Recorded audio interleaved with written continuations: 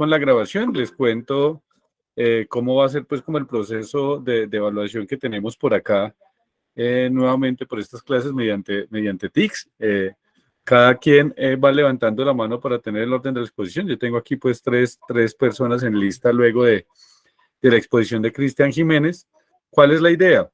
Que cada uno de nosotros haga su exposición y los demás la podamos comentar, podamos, digamos, dar nuestras apreciaciones sobre ello. Les quiero decir algo como muy en el buen sentido de estos espacios de diálogo. Seguramente, como son temas sensibles, es probable que lleguemos en puntos donde no estemos de acuerdo y eso está bien. Lo único es pues hacer un llamado de podamos hacer los debates con el mayor de los respetos, pues siempre tratando de escuchar las voces del otro, tratando de mirar cuáles son los puntos en común y los puntos con los que hay diferencia y vamos avanzando.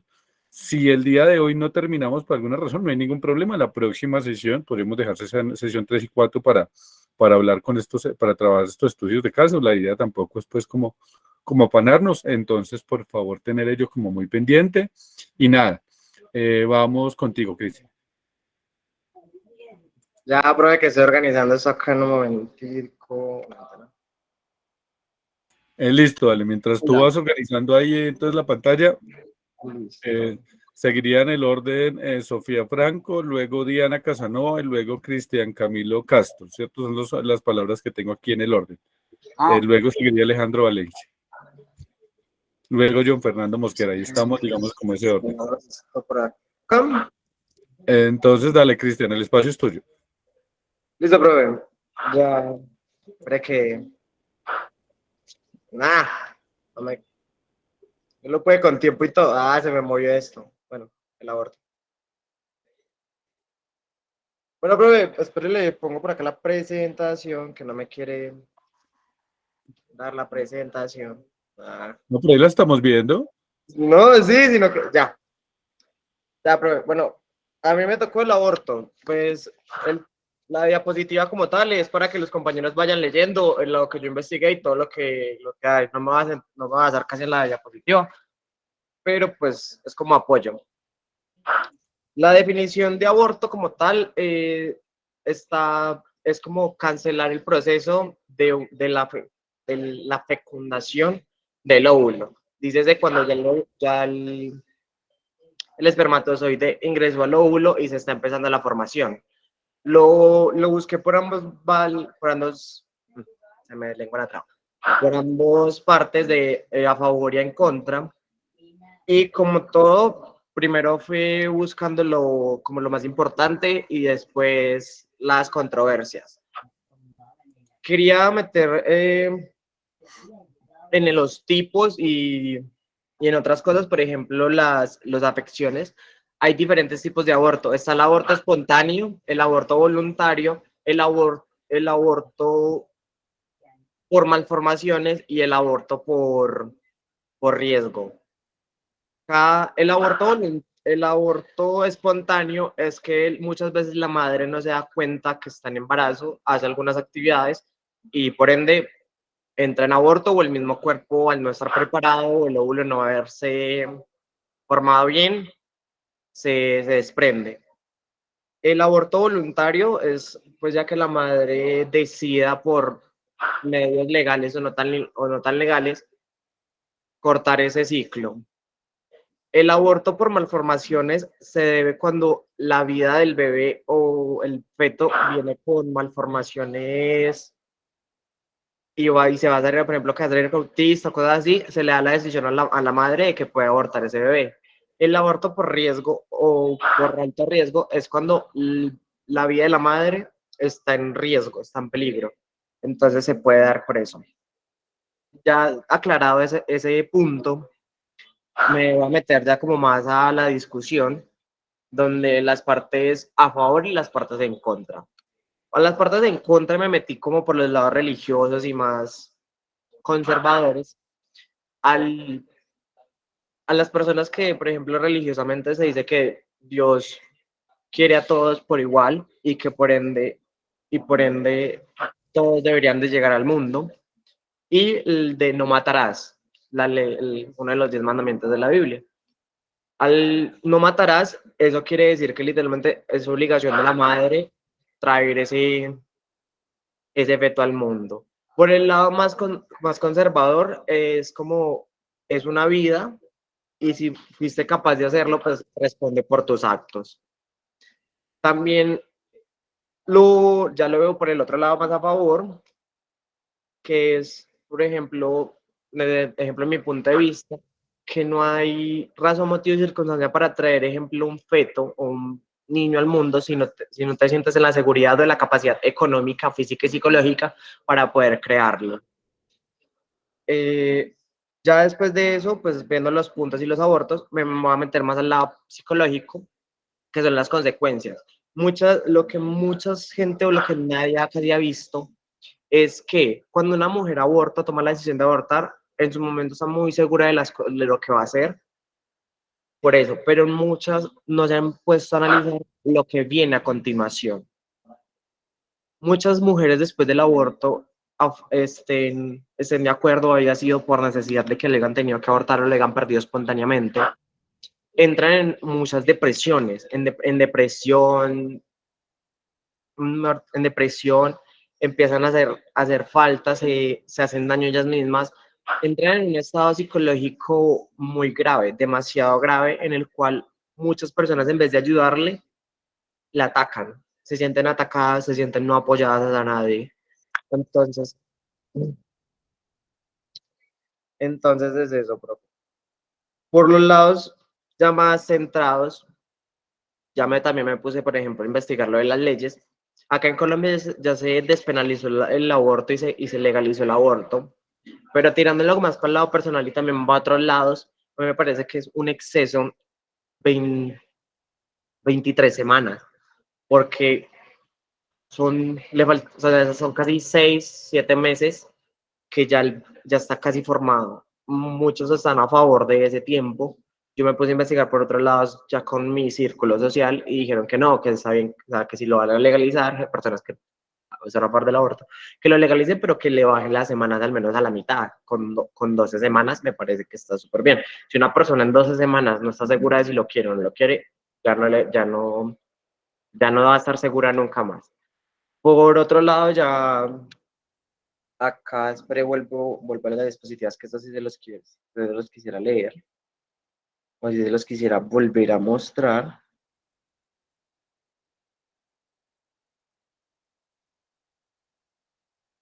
Es el estado psicológico. Espere, ¿dónde es que está?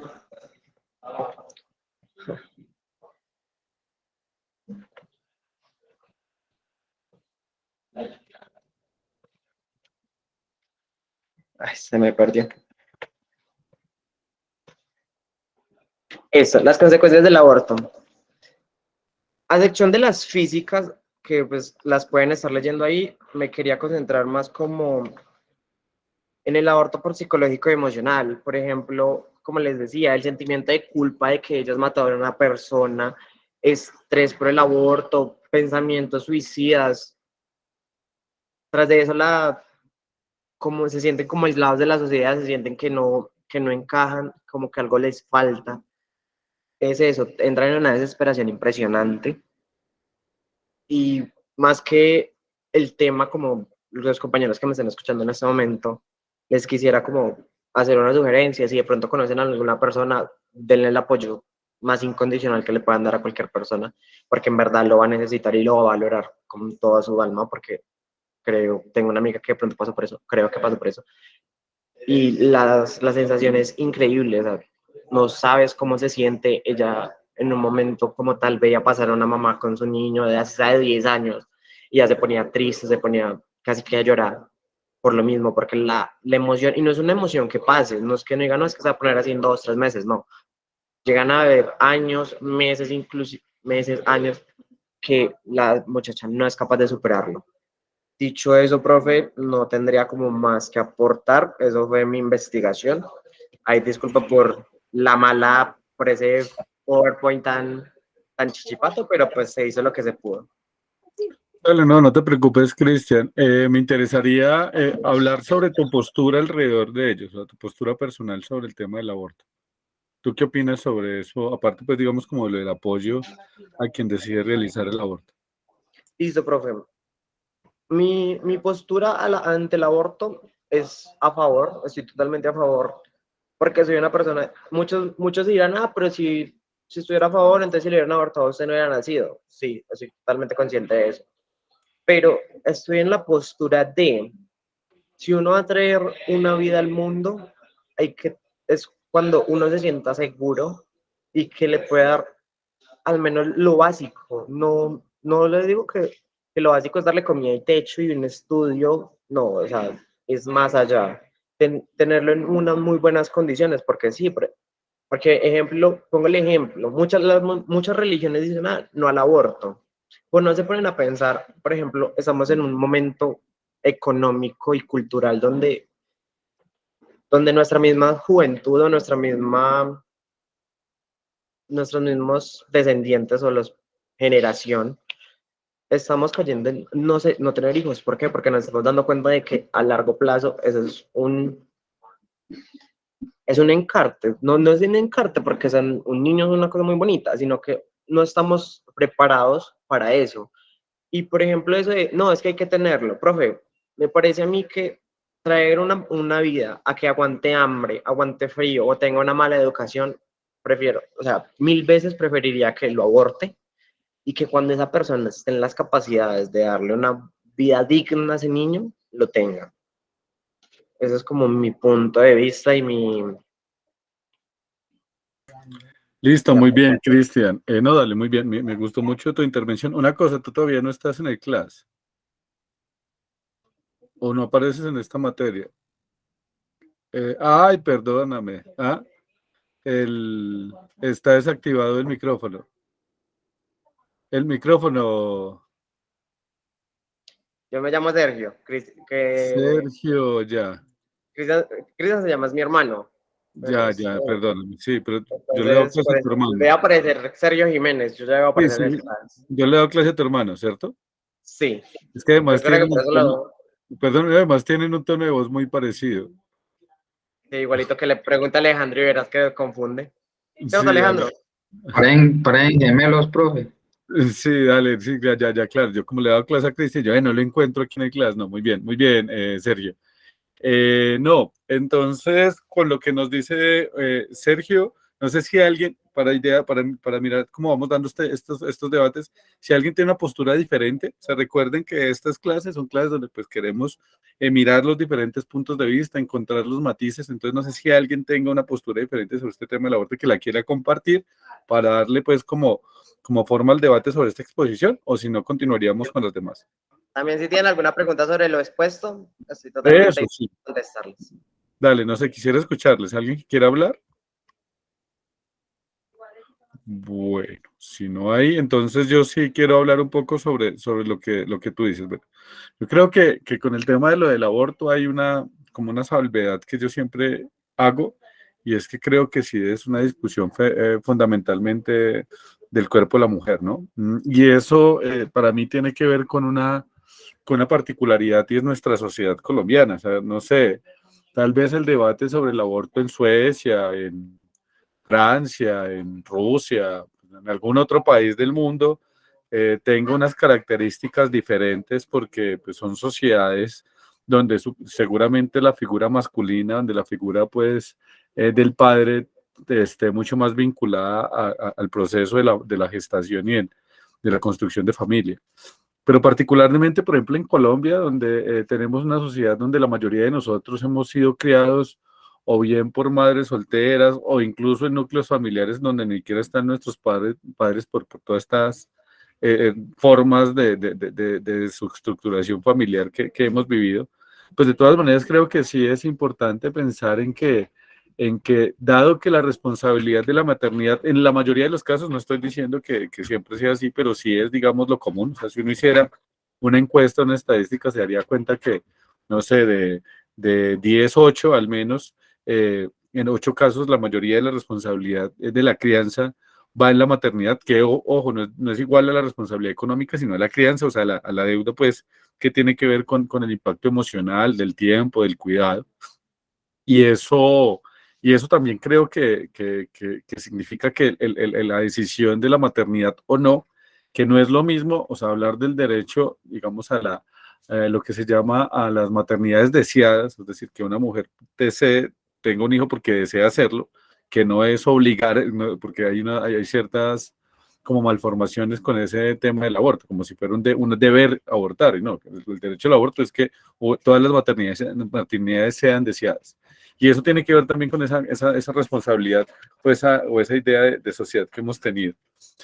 Sobre eso, pues daría como ese pequeño aporte de lo que has dicho, Sergio. Por lo demás, creo que pues una muy buena exposición.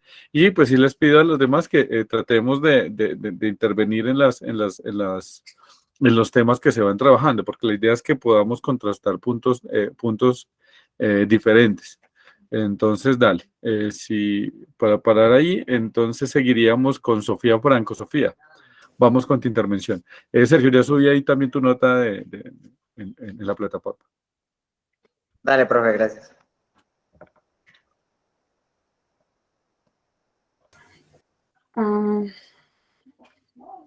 Bueno, a mí me tocó la homofobia. Eh,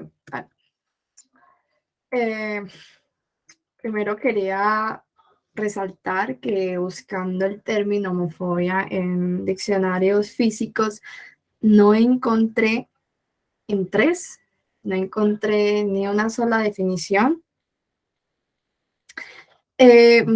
Más me parece importante abarcar primero qué es la homosexualidad para entender la homofobia, claro, porque están correlacionados. La etimología de la homosexualidad viene del prefijo homos, griego, que significa igual o semejante, y del latín sexus, que significa sexo más encaminado a la atracción sexual. Eso quiere decir que una persona homosexual se identifica o tiene atracción sexual hacia personas de su mismo género.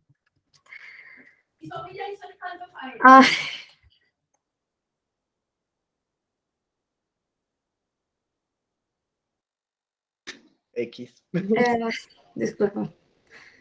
En orígenes, a ver, esto realmente la homosexualidad ha estado presente a lo largo de la historia. Lo tenemos como evidencia en la antigua Grecia.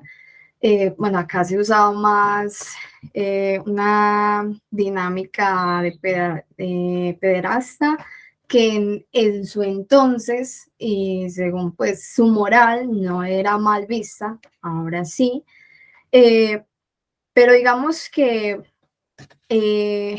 ya se encontraban estos vestigios de relaciones homosexuales. Lo mismo pasaba en Egipto. Hay relatos o mitos ambiguos entre dioses, manteniendo, digamos, conflictos homoeróticos. La China, las dinastías, los emperadores podían tener o mantener relaciones con otros hombres. Aquí mismo en América hay culturas indígenas que no veían mal esto, otras que sí, pero pues podemos ver que ya las sociedades interactuaban con todo lo que es la homosexualidad y los comportamientos o atracciones sexuales distintas. En Norteamérica específicamente hay una cultura, pues habían culturas o personas de esas culturas, de estas etnias que se identificaban como de dos espíritus, que era más propio para señalar que podían tener o amar a personas tanto de su mismo género como del género opuesto. Eso es como en la historia y la sociedad. La homosexualidad hasta 1973 fue vista como una enfermedad mental. dado a investigaciones que estimaban que al menos otras especies de animales, 450 especies, también tenían comportamientos homosexuales. Pues eso fue descartado más otro, pues un numeroso número de estudios. Y ya en lo que rige la homofobia, que viene del homos igual o semejante del prefijo griego y phobos o fobia del griego también, que significa miedo.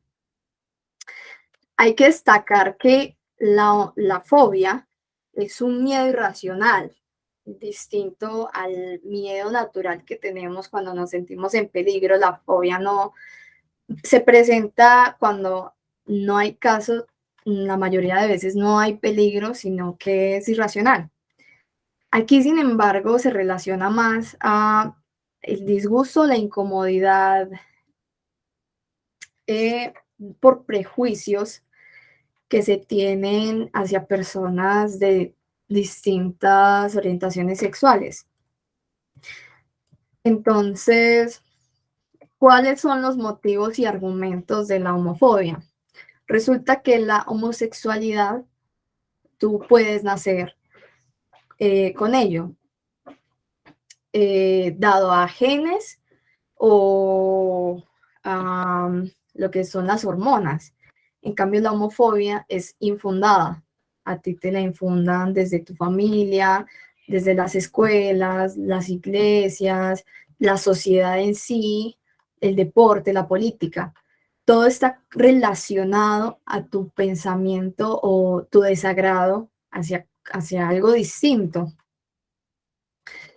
Y el problema con ello eh, es que podemos comparar cómo se miraba la homosexualidad como una enfermedad mental cuando la homofobia tiene más relación y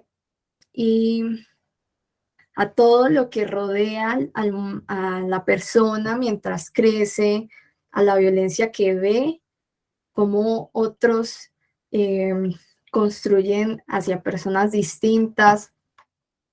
Entonces, es muy irónico que las personas homofóbicas den el argumento de antinatural a la homosexualidad que se dan tanto en la naturaleza como en el ser humano, y ser homofóbico no sea antinatural.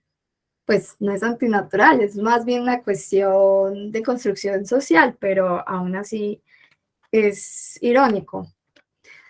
Y muchas de las consecuencias de esto viene frenando la educación sexual, cortando las libertades de las personas y dificultando el desarrollo de las emociones, debido a que muchos niños desde pequeños son enseñados a suprimir sus pensamientos, sentimientos, para ser, entre comillas, normal.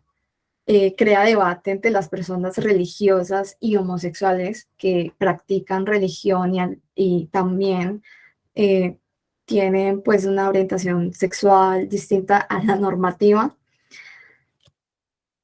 Y estos son algunos argumentos o algunas dudas o frases muy recurrentes entre personas que no comprenden muy bien de qué va el asunto, como estos prejuicios, parte como el Día del Orgullo Gay, que es más bien un día de orgullo de sexualidades de todas. Personas heterosexuales también pueden participar sin ningún problema. Y nada más nos recuerda que todos somos distintos y, y estas diferencias no deberían ser un impedimento para estar en sociedad, en convivir. Y ya, esa es mi conclusión. Dale, no, muy interesante, Sofía, lo que planteas. No sé si alguien tiene algún aporte o alguna lectura sobre ello, alrededor del tema de lo de ese tema de lo que significa la homofobia. Eh, para que por favor participe. Sergio, ¿vas a decir algo? Sí, profe, también pues Vale. sumándole a lo de hace mucho, no solo también los romanos también hacían eso, por ejemplo, si nos ponemos a leer muchas veces las grandes orgías de los romanos, muchas veces que hacía el rey eran hombres y mujeres, incluso Calígula, la película. exactamente. Entonces, no vemos que no solo los egipcios, también los romanos. Y si nos ponemos a hablar, vamos a llegar a un punto donde mucho, mucho más atrás, la homosexualidad se había nacido. No es algo nuevo, sino que lo tenían tan tabú, o por ejemplo, hace mucho tiempo que era ilegal, entonces se escondía. Después de que ahora como ya lo estamos sacando de ese tabú, sale mucha más gente con eso, o sea, no es como algo que haya nacido hace poquito, viene de décadas, años, siglos atrás, sino que mucha gente, como dice la compañera, está, como es, que lo mandan a una ideología, y no es una ideología, o sea, es mi lógica, es mi forma de ser, es mi atracción, o sea, es como todo, no podemos criticarlo.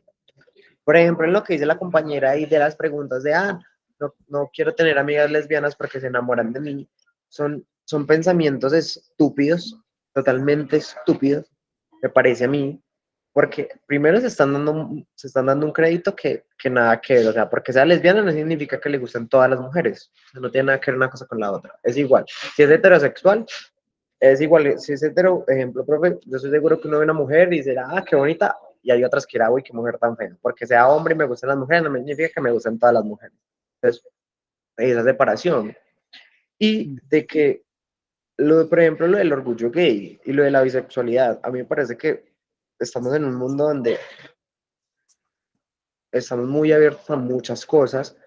Hay gente que ha probado estar con una mujer y un hombre, es como se dice, es de mente abierta, que no significa que porque lo haya probado se va a quedar bisexual, no, puede ser, yo lo pruebo, porque me parece a mí que no podemos juzgar las cosas antes de hacerlas o antes de probarlas. Así tú te sientes seguro de que no le gustan los hombres, vale, se lo respeto, pero me choca mucho que se pongan como a argumentar por otras personas o, no hagas esto porque tal cosa o no hagas esto porque tal otra.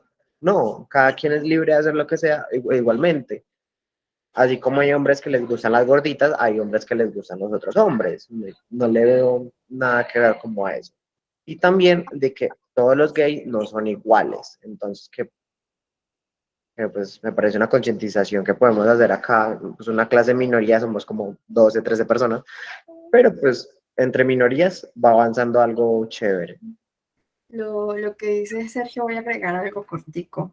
Y Dale. es que, de hecho, muchas personas no se tienen que identificar homosexuales por haber tenido experiencias con Homoeróticas. personas. Ajá, o sea, eh, tú decides si te sientes así o si no, pues tuviste la experiencia y hay estudios, de hecho, que muestran que 3% nada más se identificaba homosexual, pero había tenido experiencias homoeróticas. Ya, muy bien. A esto le quiero, digamos, como agregar algo muy en la lógica de estos conceptos que trabajamos sobre que la moral es contextual. Lo hemos dicho, dos sesiones, lo seguiremos diciendo, pues que es histórica, contextual, cultural y demás. Creo que Sofía lo explicaba muy bien al inicio cuando hablaba del tema del término. Pero hay un caso muy particular que quiero usar para darle, digamos, como darle, no, como para continuar más bien lo que estaba diciendo Sofía al inicio, y es que no sé, ¿ustedes han leído o han escuchado algo de las muxes? Ese término muxes con X. ¿Alguno de ustedes ha escuchado el tema de las muxes? No, profe. Bueno, Les voy a mandar aquí mismo, aquí en el chat, para que la revisen, un artículo sobre las muxes de la BBC. Eh, Resulta que en México, en una zona de México, hay un tercer género que se llama las muxes. Ahí se los acabo de compartir a todos y a todas ahí en el chat de este grupo para que lo lean con detalle. Y resulta que ese tercer género es un género que viene, o sea, posiblemente está asociado antes de la llegada de los españoles, o sea, esa lógica de que lo natural, porque hay una lógica biologicista también, donde dice que lo natural es solo hombre y mujer, pues en esta situación con las muxes además es muy cerca, porque es aquí en Latinoamérica, y hay una cosa muy particular porque no es solo que exista ese tercer género, que es muy, digamos que las muxes es muy difícil compararlo, pero sería muy parecido a lo que no entendemos, digamos, como un travesti o un transgénero. Sin embargo, las muxes tienen un rol social en su comunidad, es decir, ese tercer género hace parte de la realidad, pues de la realidad cotidiana de sus comunidades y tiene una particularidad, y es que en casi todas las familias, muchas familias de esa zona de México hay muxes, y es que es muxes, un hombre, biológicamente hablando, digamos, que en cierto momento de su proceso se asimila, se siente, digamos, como mujer, empieza a vestir como mujer, pero no es rechazada por su comunidad ni por su familia, sino que termina siendo muy positivo, porque, por ejemplo, las muxes son las mujeres que nunca se van a ir de casa, ¿sí? Las muxes, eh, entonces, por ejemplo, tengo una familia, entonces las mujeres se tienen que ir porque culturalmente las mujeres se tienen que ir y los hombres también, y eso hace que los padres se queden solos. Entonces, la muxe es el hijo que se sabe que no se va a ir de la casa y va a estar siempre apoyando pues y cuidando a sus viejos, o sea, los padres les gusta tener una muxe, pero además las muxes son también una especie de amantes, o sea, pueden volverse amantes de otras relaciones, de otros matrimonios, pero no hay problema, o sea, porque muchos ven que el que, por ejemplo, una esposa o mujer biológica no ve mal en su comunidad que su esposo sea infiel con una muxe. O sea, es decir, tiene un rol ahí como diamantazgo también aceptado dentro de la comunidad.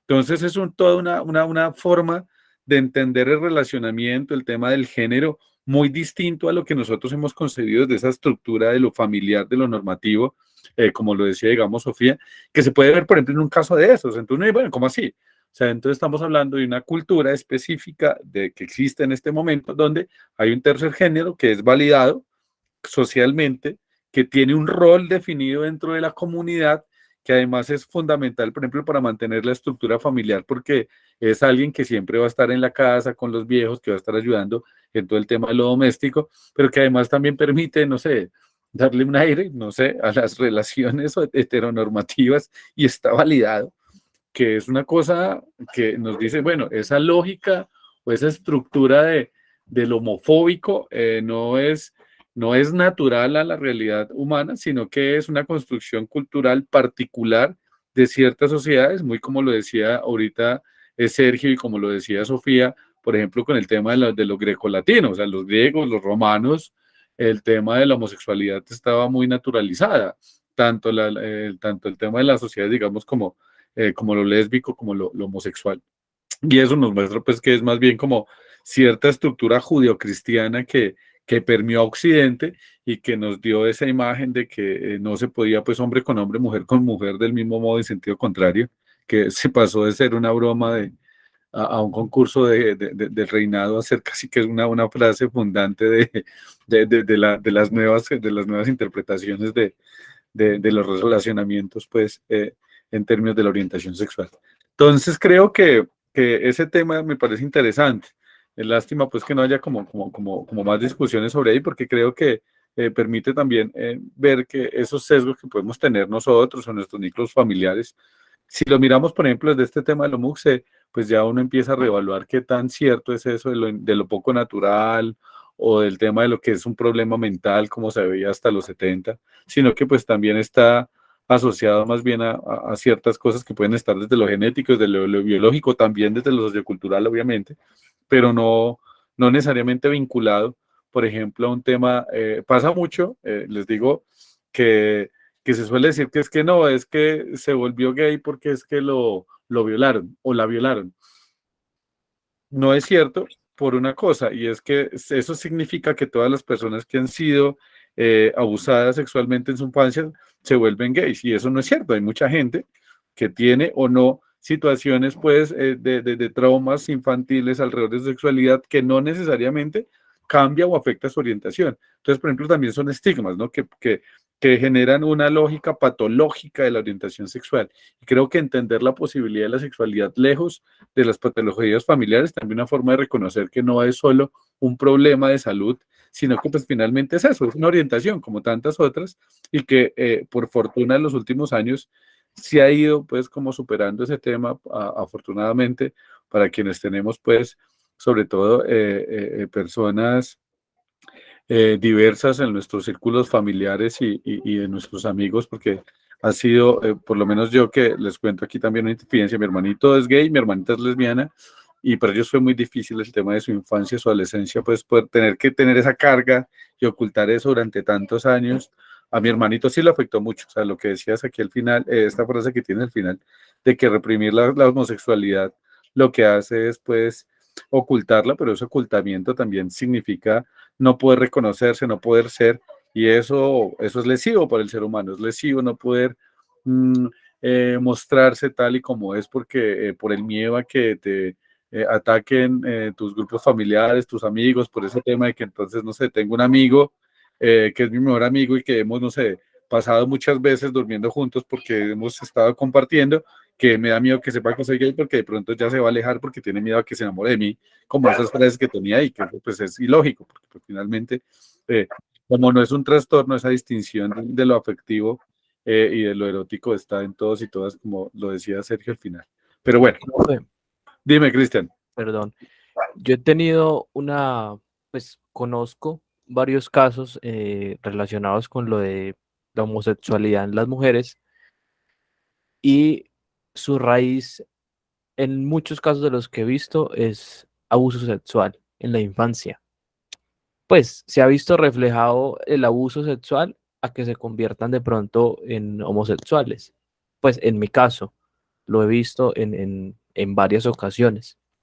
En hombres no tanto, pues porque las mujeres como que no, no recurren tanto a la violación, pero los hombres sí, y se refleja mucho más en las mujeres a la hora de pronto decidir su sexualidad en la adultez. Obvio, no es en todas, porque eso también es naturaleza. Se nace, como se explicaba en la exposición, se nace o se convierte en un proceso de adolescencia, ¿cierto? Que como que se reconforta esto, pero llegando al caso pues anterior de que la violación, pues en mi caso sí he visto varias evidencias de que la violación en mujeres en su infancia se refleja en su adultez en el cambio de género.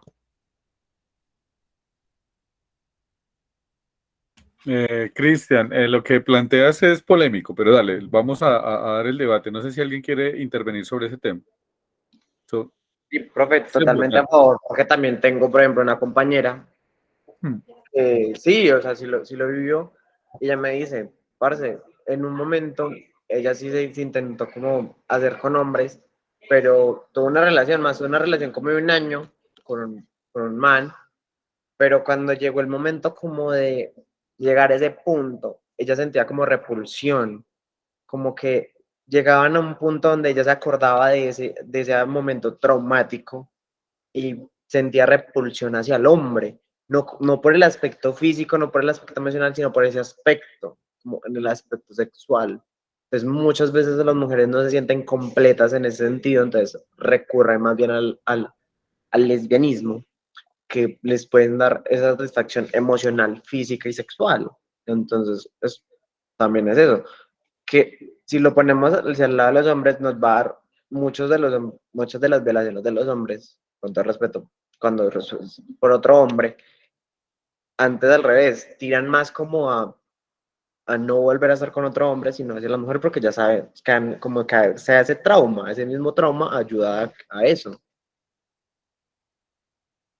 Sí, es más que nada como los traumas, no, pues por el resto, ¿cierto? Es como el trauma que deja la situación sobre la persona. Dale.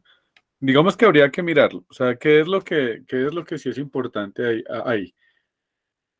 seguramente haya situaciones alrededor de traumas de infancia, de adolescencia, que generen cierta aversión, digamos, a la sexualidad, digamos, como que en el caso de violación me violó un hombre, entonces tengo miedo a afrontar o a seguir relaciones porque el género en general me genera desconfianza y por eso la homosexualidad puede convertirse en una opción. Sin embargo, lo que sí hay que tener en cuenta es que no se puede tener una lectura patologizante de la homosexualidad. ¿Qué significa? Que no necesariamente alguien que haya tenido una experiencia de vida diferente o difícil hace que ello lo lleve a cierta orientación y que además que alguien que haya sufrido esa experiencia no necesariamente tiene que tener esa orientación porque creo que es como cuando sale en esos, espero no ser muy grosero con ello, en esas iglesias como que se curó de la homosexualidad, porque pues finalmente la homosexualidad no es una enfermedad, por eso no debe tener cura. Ah, se curó de su miedo al sexo o o sea, a los hombres porque había tenido un trauma infantil con ellos, ya puede tener una relación saludable. Bueno, eso es diferente, pero no es el problema. El problema no es la orientación sexual, el problema es, digamos, ese trauma de infancia, que eso es lo que se puede curar, no, o distinto ello al tema de la orientación. Entonces, bueno, creo que es un tema muy interesante, te lo podríamos seguir como abordando con más detalle. Hay algunas, les recomiendo mucho que lean ese documental de la BBC sobre las muxes, y lo podemos hablar un poco. Es más, hagamos eso, ya nos queda de tarea, no creo que alcancemos hoy a terminarlo todo, pero luego de que terminemos el tema de las exposiciones, hablamos un poco de ese tema de las muxes.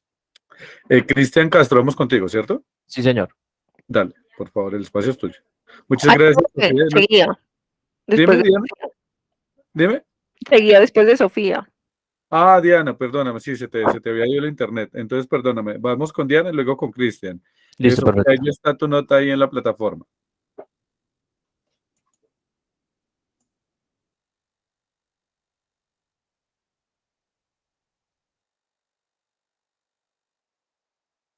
Diana, dale, estamos aquí esperando que inicies tu exposición.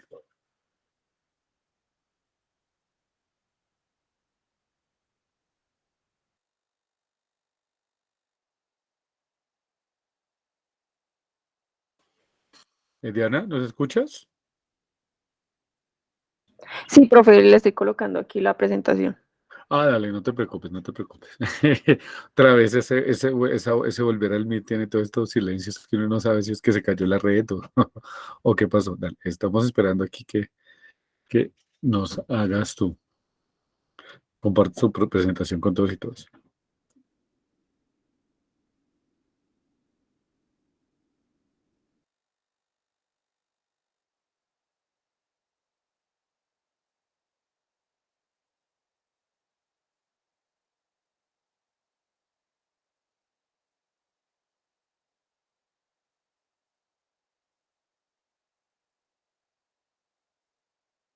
Profe, no, que siga Cristian porque no pude colocarle aquí la pantalla.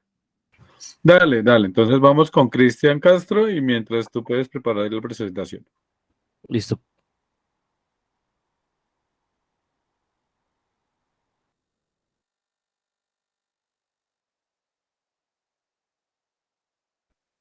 Ok, pueden visualizar la presentación. ¿Sí? Sí. Listo, gracias. Ya lo estamos viendo. Listo. Buenas noches para todos. Mi tema es la eutanasia. Primero que todo es como definir un poco la palabra que viene del griego eu, que significa buena, y thanos o thanatos, que significa muerte. Entonces, en resumen, sería como la buena muerte. Definiendo esto así, pues vamos a ver unos significados a continuación que se asemejan mucho a lo que en sí nos dice la etimología de la palabra como tal. Entonces tenemos dos significados, bueno, tengo varios significados o varias opiniones sobre el significado. La primera es la que nos da la RAE, ¿sí? Que es la intervención deliberada para poner el fin a la vida de un paciente sin perspectiva de cura, ¿sí? Y la otra es muerte sin dolores, molestias ni sufrimientos físicos.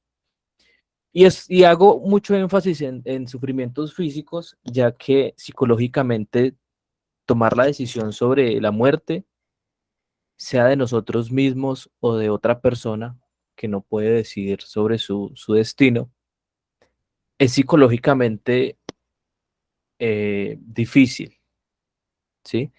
En lo psicológico no voy a ahondar tanto, pues porque cada quien va a tomar la situación a su manera, por decirlo así. Pero ahondo mucho en lo físico, pues porque obviamente es lo que deja de funcionar en lo terrenal. No sabemos qué viene después, ¿cierto? Aquí tenemos una definición que nos dice Nietzsche, no sé si está bien pronunciado, que dice morir con orgullo cuando ya no es posible vivir con orgullo. Esta definición que nos da él es como positiva, por decirlo así, como de aceptación, ya que nos dice que vivir con orgullo es muy bueno, ¿cierto? El problema es cuando llega la parte final de nuestras vidas, que no tenemos ese orgullo o esa dignidad o esa capacidad de vivir bien. Entonces, ¿qué nos dice él? Qué bueno es vivir con orgullo, pero qué bueno sería también morir con orgullo, ¿sí? Morir con nuestros seres queridos, estar en la asistencia de despedirnos de los que queremos, ¿sí? Eso es lo que nos da a entender esta parte. Hay otra que es Aristóteles. Esta con lo de Aristóteles encontré dos que no sé cuál es la real, ¿sí? Pero tomo esta como real ya que hace como referencia a una carta a Tica, el romano Cicerón, donde especifica la eutanasia como una muerte digna, honesta y gloriosa, ¿sí? Que es la misma opinión que tenía Platón, ¿sí? Ya que Aristóteles era un discípulo de Platón. Entonces también lo toma como aceptación, como, como algo bueno. Tenemos también ya dos opiniones por parte de la religión, que fue como lo que pude encontrar como oposición. La primera del monarca, del Papa Francisco, que nos dice, la muerte no es un derecho, no podemos programarla y tampoco evitarla. ¿A qué nos referencia esto? Pues en la parte superior tenemos otra frase, un poco más larga, pero hace referencia a lo mismo, de que no acepta la muerte de las personas, sea por el caso que sea, el homicidio, la eutanasia, por ayuda, etcétera, ¿sí? Es como una negación hacia la muerte si no es dada por Dios. Y el Islam es lo mismo, en otras palabras, pero es lo mismo, ¿sí? No acepta la muerte de, por la eutanasia, porque si vemos más allá de la eutanasia, el Islam acepta la pena de muerte, dependiendo de las causas del delito, ¿cierto? Entonces ahí es como una contradicción entre estas dos cosas. O sea, sí, otra persona sí le puede quitar la vida a otro por causas de un delito, pero yo mismo no puedo decir sobre mi vida si estoy en casos terminales, ¿cierto? Como definiciones básicas de varios puntos de vista. Tenemos el punto de vista religioso que nos dice que la vida es un don dado por Dios y por ende no se puede quitar la vida si no es por Dios, ¿sí? Pues si no es Dios el que la quita, por decirlo así.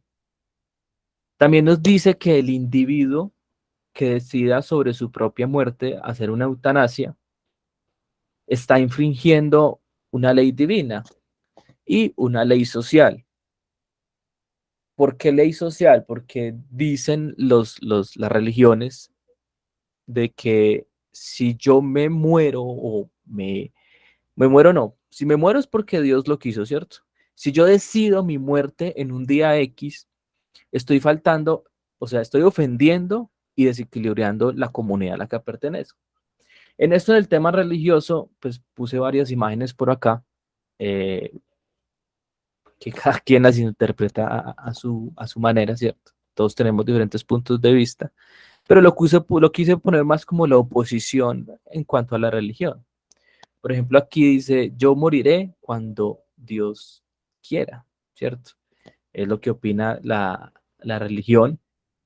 La eutanasia la rechazan, pero por acá tengo un libro muy bueno sobre el derecho a morir, basado en la religión y en la filosofía. Es un poco extenso, pero saqué frases, bueno, vi frases muy buenas en las cuales nos ponen a reflexionar un poco más desde lo religioso, ¿cierto? Incluso metiéndole un poco de ciencia a toda esta cuestión de lo religioso, pero es un tema demasiado extenso. Entonces, la religión puede ser, las religiones pueden ser criticadas. La, reli- la, real, la religiosidad pertenece al núcleo de la intimidad y solo cabe la aceptación respetuosa, ¿sí? O sea, como el respeto al libre culto, por decirlo así, y infinidades de frases muy buenas, que se pueden encontrar en este libro, pero pues no hagamos énfasis en eso porque es demasiado extenso. También tengo por acá una opinión general, tomando esta parte como los que aceptan la eutanasia, pues podemos ver un caso muy famoso en Colombia, e incluso principalmente en Pereira, que fue el caso del padre de Matador, del, del artista Matador, que no sé si fue el primer caso legal, o bueno, no recuerdo, pero tuvo un trasfondo sobre la eutanasia que se hizo reflejada a nivel nacional. Y tenemos por acá varios contrastes. Morir en paz es un derecho. Pero mire qué curiosa esta frase que tiene la señora en su mano y dice, vivir es un derecho, no una obligación. ¿Sí? Porque si vemos la Constitución, nos dice que el derecho a la vida, pero en ningún lado nos habla de la muerte, ¿sí? Pues la muerte obviamente la condenan, pero qué bonita esa frase, vivir es un derecho, no una obligación, ¿sí? También hay que ver la eutanasia desde la parte de por qué se da. Hay unas personas que la optan por ella por enfermedades terminales, ¿sí? Como el caso del padre Matador que tenía cáncer en el rostro y otros casos que hay en Colombia. Y hay otros países o incluso de pronto en Colombia que piden la eutanasia por problemas relacionados a lo psicológico, una depresión, una ansiedad. Dicen, no, tengo una depresión interminal, o sea, no se me quita nunca, entonces yo decido la eutanasia. Ahí es cuando de pronto los médicos y los que diagnostican esto dicen no, ya que no es una enfermedad terminal. Pero la persona lo siente así, ¿sí? En Colombia, en el momento, por enfermedades psicológicas no se puede aplicar la eutanasia. Si no quise escribir mucho, ya que es un tema moral y ético bastante extenso, y escribirlo es como, para mí, sería como dejar muchos temas sin tocar, ¿sí? Y no quiero dejar ese vacío. Tenemos por acá unas estadísticas a nivel mundial que nos muestran la eutanasia activa. Aquí hay varios tipos de eutanasia, aunque eso está en dilema todavía. La eutanasia activa legal es la que conocemos en Colombia, donde se suministran ciertos fármacos para la suspensión de la vida en un transcurso de media hora, ¿sí? Tenemos por segundo la eutanasia pasiva legal, que es el rechazo al tratamiento o retiro del soporte vital. Cuando hablamos del rechazo al tratamiento o retiro del soporte vital es cuando decimos, un ejemplo, X persona está en UCI y la familia toma la decisión de que lo desconecten porque por esa persona ya no hay nada que hacer. Entonces, desconectan la persona, por decirlo así, y pues termina con su vida, ¿cierto? Está la otra que es la eutanasia activa ilegal. eutanasia pasiva no regulada, que como podemos ver en muchos países del mundo es esta, ¿sí?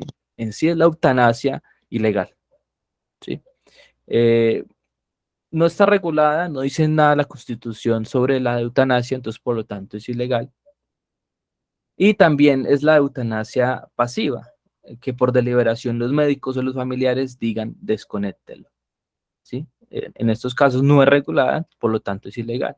Y lo que vemos en rojo, todas las formas de eutanasia son ilegales. La que sea, no se puede aplicar, ¿sí? Por lo menos la gris dice, no la regulo, para mí es ilegal porque es muerte hacia otra persona, pero no regulan esa decisión. En cambio, en los que están en rojo, sí. Cualquier tipo de eutanasia, activa, pasiva, la que sea, es condenable, ¿sí? Podemos ver esas estadísticas. Aquí también podemos ver algunos de los países que la aplican y en su orden de aceptación o de democratización de la misma. Tenemos Países Bajos, Bélgica, Luxemburgo, Colombia, Canadá, España, Nueva Zelanda. Caso particular, Colombia, que es en el país en el que estamos, ha generado mucha controversia. Ella es legal desde el 2014, pero aún en el Congreso se siguen dando debates, como es el tema del aborto, que lo vimos al inicio, sigue dando debates. Es legal, pero sigue dando debate. ¿Por qué? Porque en Colombia la salud de por sí es muy compleja y definir la eutanasia en un centro de salud es aún más complejo, porque no se tienen, lo ven como tabú todavía. Y los médicos dicen, no, yo no me involucro en ese tema porque es muy delicado. Yo no me involucro porque éticamente no me siento capaz, etcétera, ¿cierto? Me vi un video del doctor de la muerte, es colombiano, donde él ha hecho más o menos 322 eutanasias y dice que lo más complejo en Colombia para aplicar una eutanasia no de pronto sea la ley, pues porque obviamente está legalizada, sino el costo. Por eso les decía, la salud en Colombia es compleja y más que en la eutanasia, ¿cierto? Un costo, él les decía en un video, el costo de la eutanasia en Colombia es aproximadamente 5 millones de pesos. Solo los medicamentos, sin contar la mano de obra de él, ¿cierto? Solo los medicamentos cuestan 4 a 5 millones de pesos, ya que se aplican anestésicos y otros medicamentos que suspenden no, que agotan todo el oxígeno del cuerpo hasta el momento de la muerte, ¿cierto? Pues tenemos estos datos muy curiosos. Desde mi opinión, yo soy muy neutro con este tema, pero yo creo que llegado el caso de, Dios no quiera en un futuro, a mí me llegue a pasar algo y yo no tenga posibilidades de recuperación y sea una carga para mi familia, yo creo que optaría por la eutanasia, ¿sí? Que es mucho de los casos en los que las personas optan por ella, porque lo que explicaba el doctor de la muerte, no recuerdo el nombre bien del doctor, y decía, es que la mayoría de personas que recurren a la eutanasia es porque agotaron todo en su tratamiento, están en la quiebra, dejaron en la quiebra a su familia y optan por la eutanasia, porque tenían un sufrimiento no solamente físico, sino mental en cuanto a la situación que vivían. No siendo más, pues muchas gracias. Cualquier pregunta o opinión es muy bien recibida. Muchas gracias, Cristian, por la exposición. Es un tema denso, creo yo. Bueno, denso no, es un tema que tiene también muchas voces en pro y en contra. No sé si alguien quiere hablar. Cristian, Sergio, ¿vas a opinar algo? No, profe, estoy activo sola, perdón. Vale, no, no te preocupes, no te preocupes. No, Cristian, entonces creo que el tema, digamos, de la eutanasia tiene como muchas aristas, ¿no? Yo conozco algunos elementos importantes sobre Eh, Diana, sigue compartiendo, dale, sigue compartiendo la diapositiva para seguir contigo. Vamos con tu exposición, vamos a receso y ya cerramos con las demás. Entonces, mientras Diana ya organiza la presentación que ya estaba casi lista, los comentarios sobre el tema de la eutanasia. Hay unas películas, hay varias películas sobre el tema de la eutanasia que sería chévere verlas. Hay una reciente que es la de, ¿cómo es que se llama? Que es con la misma de Juego de Tronos. ¿La han visto? Eh, que se enamora de un tipo que está en silla de ruedas. ¿Saben cuál Ah, es? sí, sí, sí, Sí, sí, sí. ya, yo la conozco, esa es bacana, es buena la película, que inclusive ella trata de cambiarle a la vida, la percepción de la vida, pero definitivamente el man prefiere vivir lo que tiene de vida al lado de ella, que seguir en silla de ruedas y dependiendo de la gente y que cada vez se va a poner peor, entonces sí, es bonita, es muy bacana la Yo película. antes de ti. Yo antes de ti. Sí, Se así se llama llama antes de ti. Yo Él al antes de último le ti. deja una carta explicándole por qué decide la muerte. Exactamente. Por ejemplo, es una película que me parece muy buena para entender un poco o acercarse más bien un poco a ese tema de la eutanasia, ¿no? O sea, de todas maneras, y es bella. Yo creo que la vamos a poner más bien. Tratemos de salir de esta exposición en varias películas. Hay otra que trata el tema de la eutanasia también, que es muy fuerte. Esa película sí es muy densa, que se llama Mar Adentro. Es una película española que trata sobre un poeta que termina cuadrapléjico y está basada en hechos de la vida real. Está basada en la vida de Ramón Sampedro, es el poeta, que trata pues ese elemento. Y hay otra que me gusta mucho también, que es algo densa, que se llama La escafandra y la mariposa, que también está basada en hechos reales y trata ese tema de la eutanasia. Pero bueno, vamos con Diana, que ya tiene la exposición. Vamos luego de la exposición de Diana a un break y seguiríamos creo que eh, Conmigo. con John Fernández, exacto. Bien, Conmigo. entonces, bueno, dale, ahí vamos con los turnos entonces. Diana, el espacio es tuyo. La profe, buenas noches. Qué pena con usted, no podía que es presentar. Profe, bueno, buenas noches para todos. Me tocó el tema sobre el machismo. El machismo es una biología que considera a la mujer como inferior a uno o varios aspectos respecto al hombre. Puede estar basada en un conjunto de creencias, prácticas sociales, conductas o actitudes que promueven la negación de una mujer como sujeto. Esta ideología no solamente atenta contra el género femenino, sino todo, contra aquellas actitudes catalogadas como femeninas que se desarrollan de un individuo o cualquier género, de cualquier género. Pues el machista o el machismo desprecia toda actitud de forma o vida de un género masculino con un estereotipo de un ser o de una persona fuerte, superior o proveedora.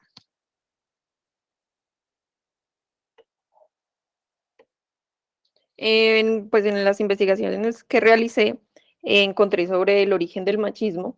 Se puede decir que vienen sus raíces desde las sociedades primitivas, como comunidades nómadas, donde se dedicaban a la caza y que tenían, las mujeres y los hombres tenían unas tareas designadas. Los hombres salían de casa y las mujeres debían encargarse de las tareas del hogar o de la crianza de sus descendientes.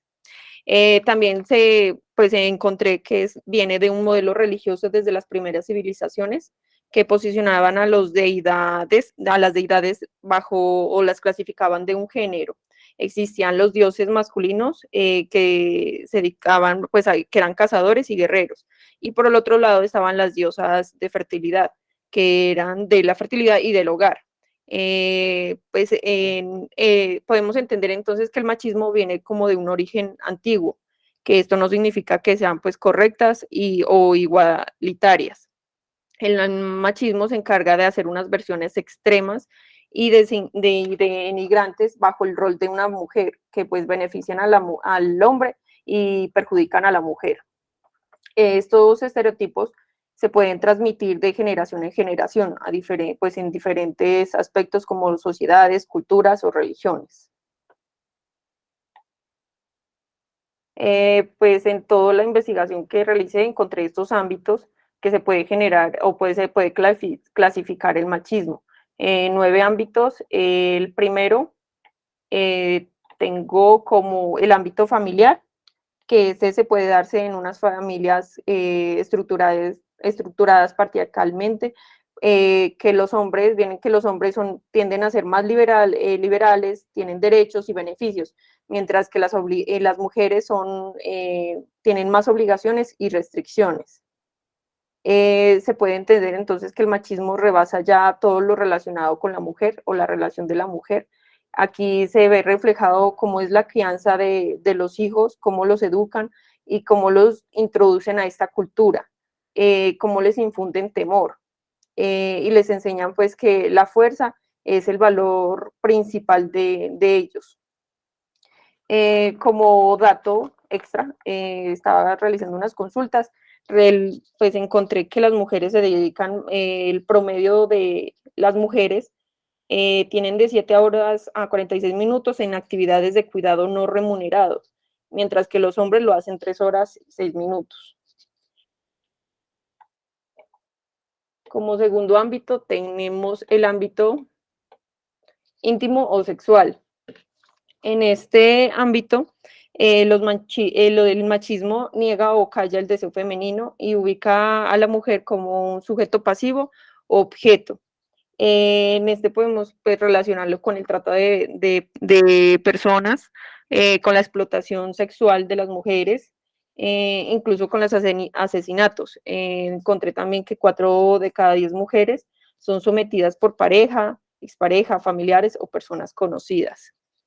En ámbito económico, se presenta cuando un hombre interviene en el manejo del dinero de la pareja o un empleador otorga un salario inferior a una mujer por su género. Encontré pues que el 51.6% de la pobreza de Colombia son mujeres, teniendo pues las mujeres el peor indicador con relación a los hombres, como el empleo o desempleo, bueno, en estos ámbitos. Y las mujeres tienden a tener, por este motivo, las mujeres tienden a encargarse más del hogar y que pues son delegadas a las mujeres en sí. Como cuarto ámbito tenemos el histórico. En los machistas ocultan o omitan las acciones de las mujeres en la participación política o revoluciones o de otros hechos históricos. En este ámbito, pues, quise como relacionar el día que se conmemora el Día Internacional de la Mujer, el 8 de marzo, teniendo en cuenta pues la lucha que hicieron muchas ciudadanas para participar en una sociedad de igualdad con respecto al hombre. En este ámbito intelectual se puede considerar o consideran o pueden darle una relación a la mujer como que no son aptas para determinadas tareas o para realizar algún análisis o algunas actividades con relación a las de hombre. Bueno, como aquí, no sé, como un ejemplo más específico, más popular, se puede decir cuando una mujer conduce. Entonces, cuando ya ven una mujer conduciendo, pues como que la catalogan, es que tenía que ser mujer. Entonces, pues esto es como unas palabras de machista, incluso ya es algo normal en la sociedad. El ámbito legislativo, en este ámbito encontramos pues que que para algunos países no existen leyes que reconozcan a las mujeres en los derechos y las protejan de maltratos. Los países pues, más nombrados están los países asiáticos, que se ve más la violencia de género, como India, que tiene la mayor nivel de violencia de género.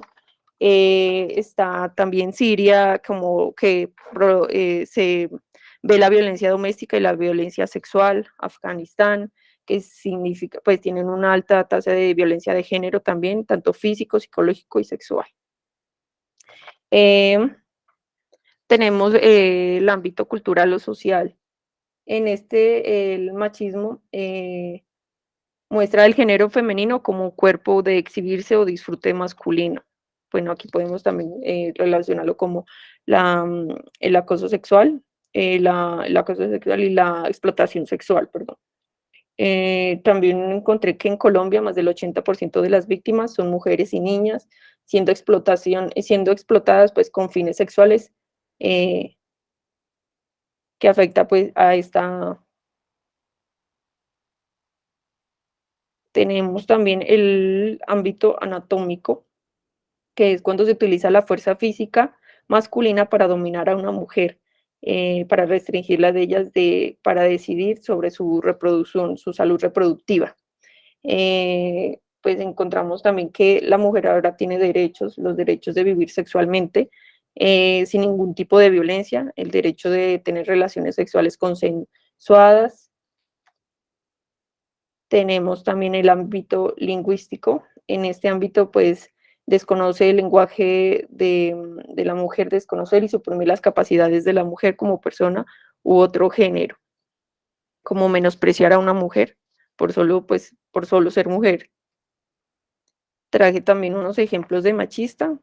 Traje pues algunos como los más principales que encontré o que me parecen a mí. Encontré las diferencias salariales, que eso pues se manifestado lo que anteriormente les comentaba, sobre que la mujer tiene que encargarse del hogar, y de los hombres pues tienen su salario, tienen ser libres, pueden tener toda su economía más estable que una mujer. Encontramos la violencia de género, que se basa en la discriminación del género y el uso de la fuerza. Las tareas domésticas, que es pues como creencia o ámbito que la mujer debe ser exclusivamente para la casa y debe ser para el hogar. Bueno, el acceso al voto, a pesar de que en nuestro país ya podemos utilizar lo que es uno de los principales conquistas que en el último siglo que se realizó, aún existen países que este acceso no es equitativo. Las consecuencias del machismo dentro de una sociedad, pues genera sociedades injustas y con desigualdades, que esto hace que un desequilibrio al exceso de oportunidades, tanto en el ámbito laboral, social, económico y político. Fomenta la violencia. El machismo es una de las principales causas de violencia social. Entonces, por esto, pues, se genera la violencia física, la violencia intrafamiliar, la violencia sexual, y tenemos como último, pues, de generar un concepto de masculinidad dañino. Esto hace pues que el machismo extienda la idea que debe tener firmeza, fuerza, no expresar sentimientos ni vulnerabilidades. Y eso sería todo por mí. Dale, muy bien, Diana, digamos, estos son temas todos que creo que tenemos que abordar en detalle en los encuentros, porque no son situaciones o temas alejados a nuestra cotidianidad. O sea, por ejemplo, sobre el machismo, digamos, podría decir algunas cosas que ocurren también con otros elementos, como también, por ejemplo, con la homofobia, y es que no son situaciones superadas por ninguno de nosotros ni nosotros. Es decir, cuando hablamos de machismo, también a veces se entendiera como si muchas cosas de ellas ya estuvieran distantes de nuestra realidad, y no es así. Seguramente falte todavía mucho tiempo, muchos años para que podamos superar esa estructura, digamos, social machista, pero eso nos indica o nos requiere a nosotros también un trabajo muy constante en ir cambiando todas esas actitudes fabricadas por siglos, ¿no? O sea, también es cierto que uno no cambia todo un sistema de interpretación de la realidad de la noche a la mañana, pero tampoco puede caerse pues como un justificante o en la negación de ciertas situaciones que creo que evidenciamos en todos los aspectos, nuestras relaciones de pareja, familiares, relaciones laborales, académicas, y hay, digamos, como toda una tarea que nos culmina a ello. Hay una película que vamos a ver que me gusta mucho, que se llama Histeria, que es una película que tiene que ver con la historia del Consolador, que además es muy graciosa. O sea, es una película que habla sobre cómo se inventó el Consolador, que es muy graciosa, pero que además creo que nos permite un poco abordar ello. Entonces la vamos a estar trabajando en estos encuentros. Pero bueno, son las 7:48. ¿Qué les parece? Hacemos un break de 12 minuticos y seguiríamos luego con Alejandro y con John Fernando. Listo, profe, Sí, no hay profe. problema. Dale, profe, de una. Listo, entonces vemos ahorita a las Café. 8 para el cierre del encuentro y con las últimas exposiciones.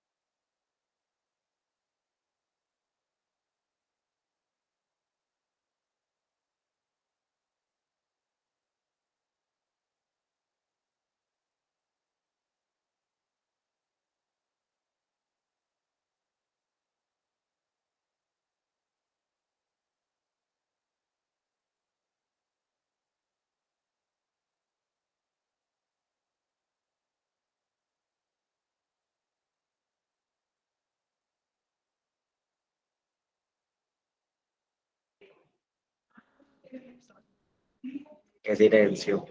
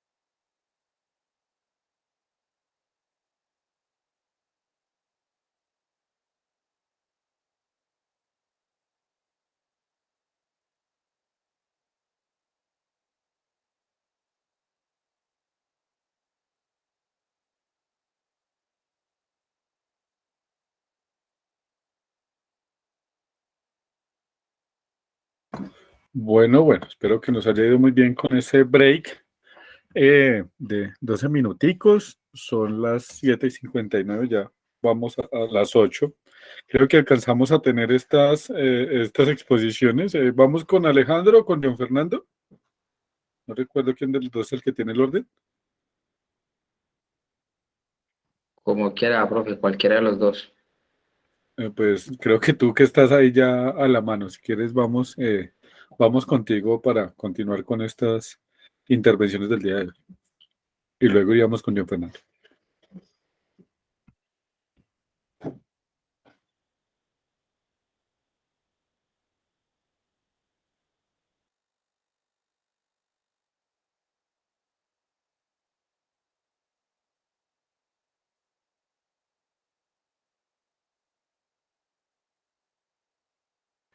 Listo, Alejandro, ya estamos viendo tus diapositivas. Cuando quieras, inicias.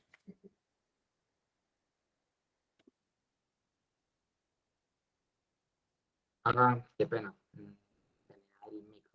El viejo, Yo aquí tranquilamente de la vida hablando y expresándome para nada, pero bueno.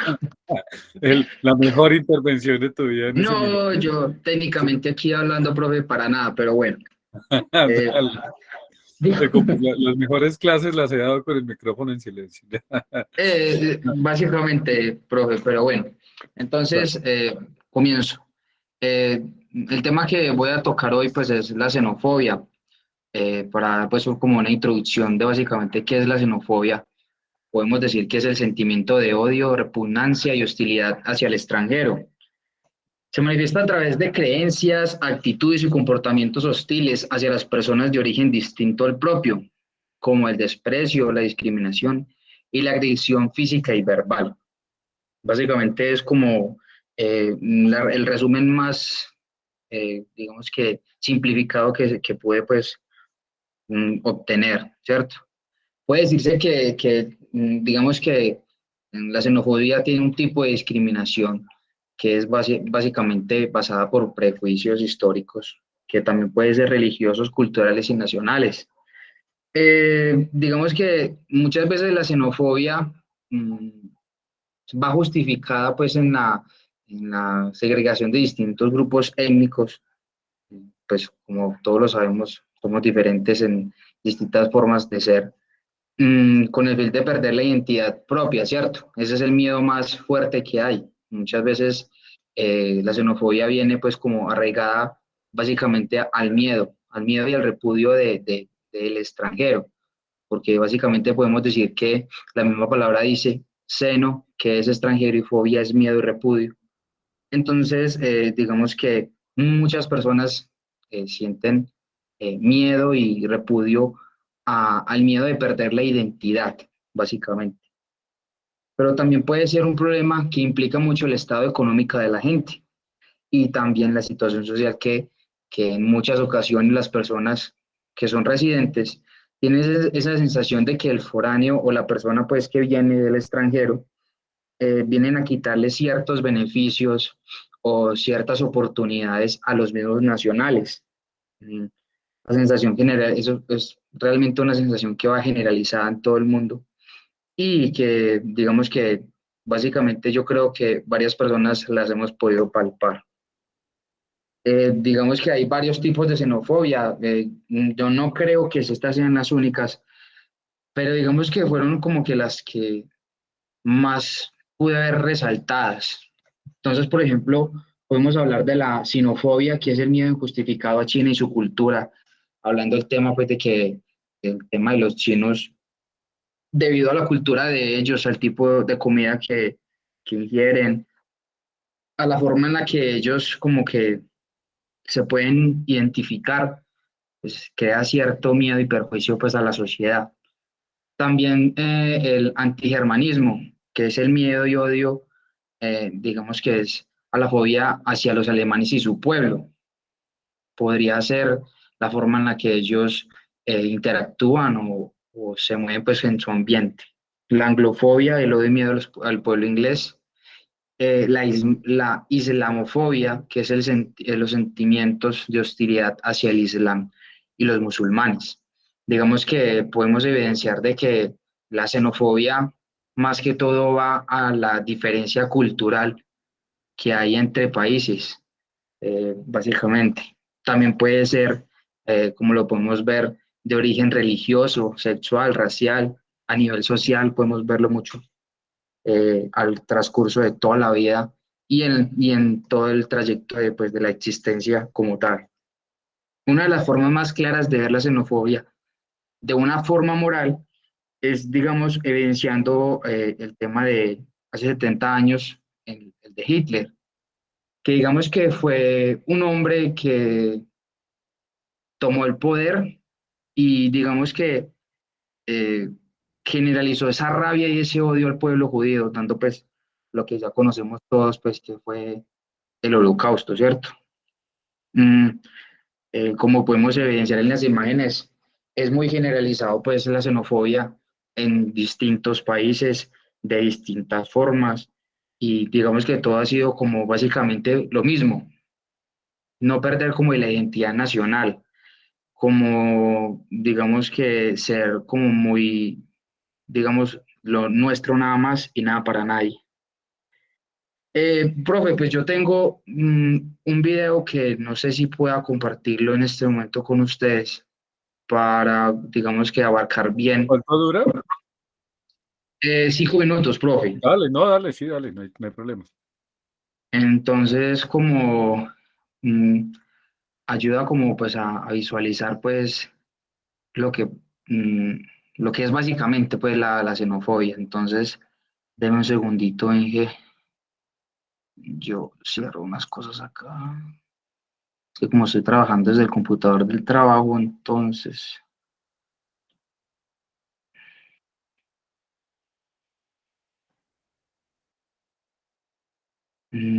es este, exactamente. Me dicen si pueden visualizarlo en este momento. Me está cargando, sí, ya está. ¿Qué hace que una persona caiga en la xenofobia? Fácil de detectar. Tanto el miedo como el odio son como el agua a punto de alcanzar los 100 grados centígrados, difíciles de calmar. Cada persona lo detecta a ciertos niveles. La xenofobia es una sensación, ¿no es cierto?, de miedo o de rechazo hacia lo otro, ¿no es cierto?, a lo desconocido. En temas migratorios, por ejemplo, esa sensación de miedo al extranjero.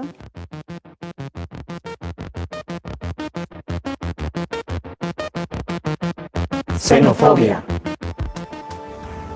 Existen casos donde la xenofobia es efervescente y hasta hierve. Por flojo, por haraganes, por ocioso, por pulmones, por drogadictos. Aquí los panameños no tenemos necesidad de ir para ningún lado y a pedir plata menos. Aquí todos ustedes vienen a hacer lo que les haga la gana, a lucrar con mi fucking tierra, a aprovecharse de mi tierra. Señora, mire, ve, la estoy grabando casi. ¡Respete, cojoda! ¡No tiene permiso! ¡Respete! ¡La voy a denunciar por xenofobia! ¡Bloca la puerta! ¡Se llama! ¡La voy a denunciar! ¡No te trates, desgraciado! La xenofobia es un fenómeno social que se presenta en todas partes del mundo. Hay mucho crimen en mi ciudad y usualmente porque y tenemos muchas poblaciones de negros y usualmente el crimen es más alta en esas áreas, donde hay más pobres. Yo vine a los 11 años a la ciudad y obviamente con el temor de que te discriminen primeramente por ser indígena, porque antes había más discriminación que ahora mismo, con temor de que te vean mal. Justamente sí me ha pasado. Lo que sí se ve más comúnmente son casos como de robos de delincuencia común, donde una persona que roba a otra era de raza oscura y enseguida la sociedad se estigmatiza por ese hecho, y luego de que sale la noticia en los medios de comunicación estigmatiza a una persona de raza oscura. Pues nadie se puede considerar Dios para enjuiciar a una persona por lo que sienta, pero sí que se considera un maltrato a quien recibe esta fobia, provocando así el repudio de muchos. En el mundo existen más de 7.000 millones de personas. Cada uno de nosotros comparte el día a día con una humanidad vertiginosa, intercultural e inevitablemente social. Pero ¿qué pasa dentro de cada ser humano? Existen sentimientos compasivos, nobles y de buena voluntad, pero en las grietas del abismo más profundo de cada persona pueden existir sentimientos malvados, horribles y hasta malintencionados. Ahí está, yo creo, el problema, el que los seres humanos nos queramos sentir superiores que los demás, ¿no es cierto? Y ahí hay un complejo, como te decía, de superioridad que viene de la inseguridad a la final, ¿no es cierto? Porque por qué quisieras sentirte superior al otro? Porque realmente, ¿no es cierto?, no estás seguro de ser tú mismo. No está de más decir que las redes sociales y los medios de comunicación juegan un papel fundamental para la construcción de la opinión pública en estas situaciones, donde muchas veces mantienen el agua hirviente xenófoba en la sociedad. Pero ¿cómo solucionamos esto? Es de educación, pues. Si tiene preguntas o siente algo como, no odio, pero si siento mal, siente incómodo con la gente quien está viniendo en su país, solamente es porque ellos son diferentes, porque parece que ellos son diferentes, pero todos son normales en todo lado. Eso es que yo aprendí. Creo que la mejor recomendación es ser mente abierta, saber aceptar a los demás con sus virtudes, con sus defectos. Cambiar nuestra mentalidad.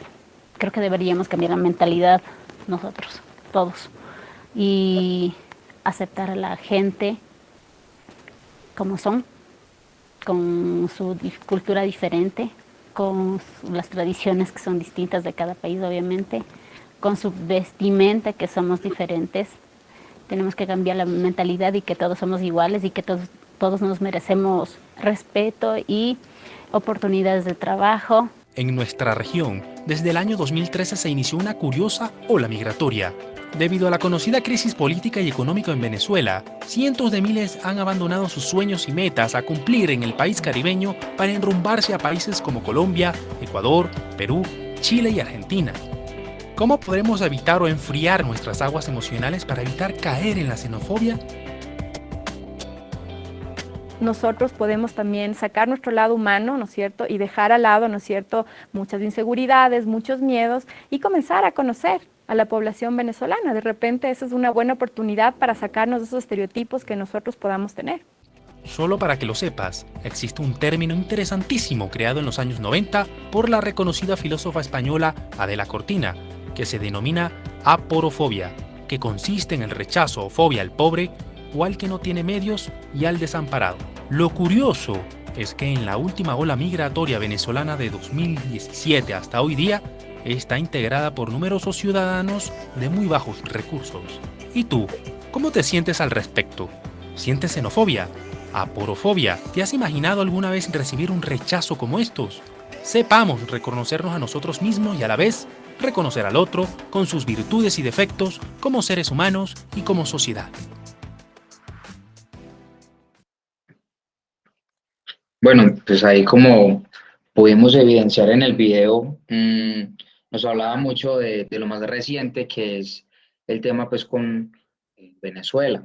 Muchas personas han sentido esa xenofobia debido a que la migración y el problema pues que hay en este momento pues con el país amigo ha sido pues muy fuerte y digamos que ha contribuido.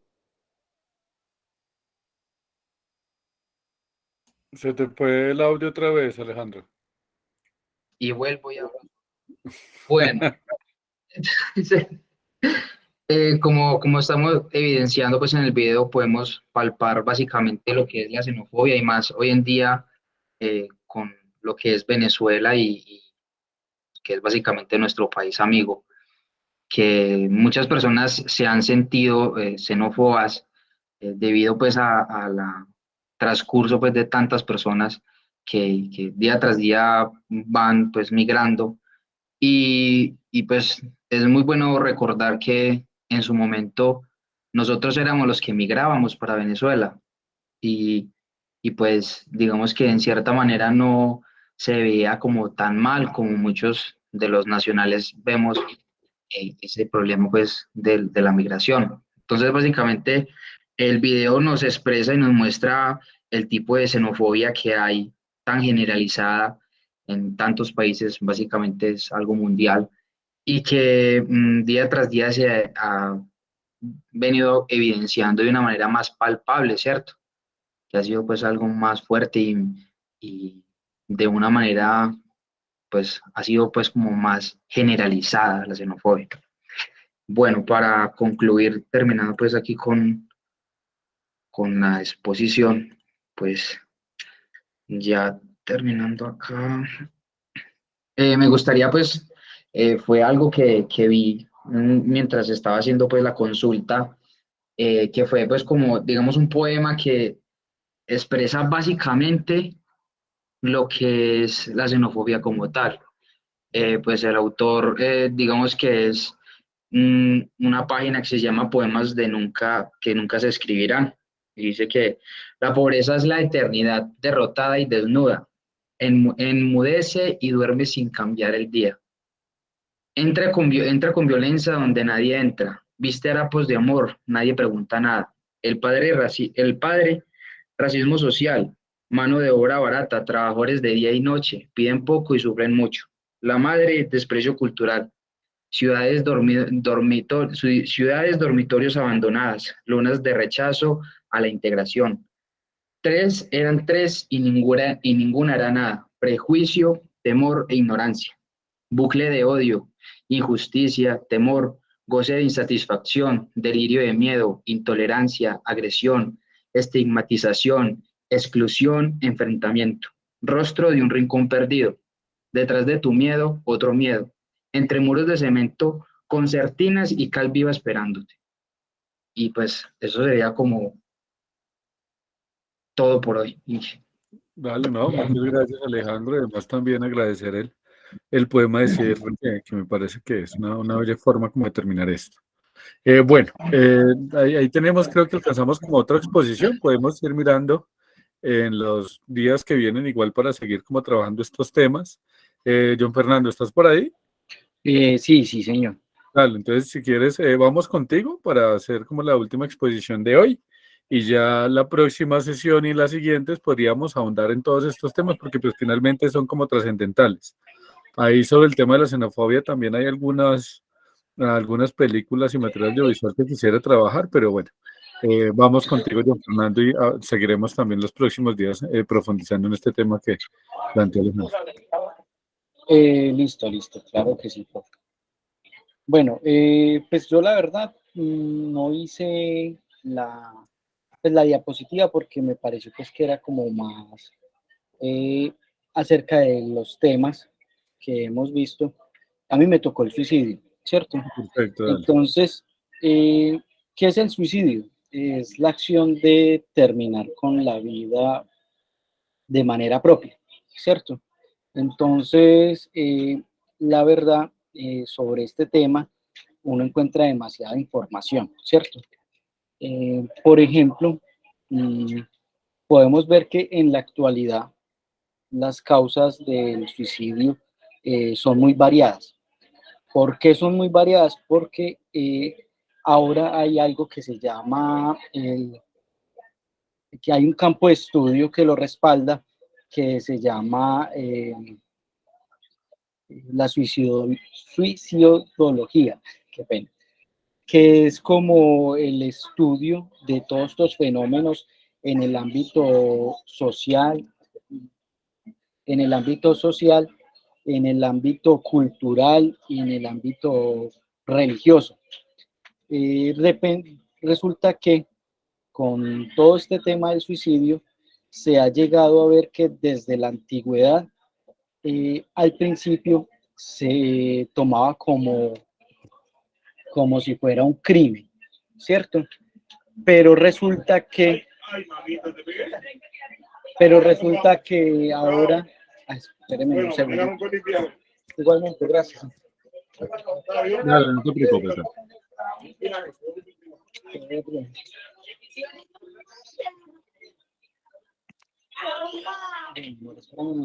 Qué pena, es que están en un cumpleaños en la casa, entonces... Dale, no te preocupes, lo habíamos hablado. No entraron en toda la noche y entraron en este momento. De la ley de Murphy, ¿no? Así es. Dale, no te preocupes, dale, aquí esperamos. Qué vergüenza. Dale, lo habíamos Toda hablado. la noche no entraron, pero bueno. Qué pena. No, no te preocupes. Dale, continúa. Entonces resulta que desde la antigüedad, en la antigua Grecia y todo eso, se empezó a ver que el fenómeno del suicidio era algo como castigado en la ley, ¿cierto? Como que era un fenómeno que se podía ver como una violación de la ley. Pero resulta que después de un tiempo, los romanos empezaron a ver que el suicidio era como algo honorable, que era algo honorable y que después se volvió un problema económico, porque resulta que empezó a haber un fenómeno de suicidios muy seguidos y al Estado le tocaba que proporcionar el adecuado funeral para todas esas personas que se suicidaban.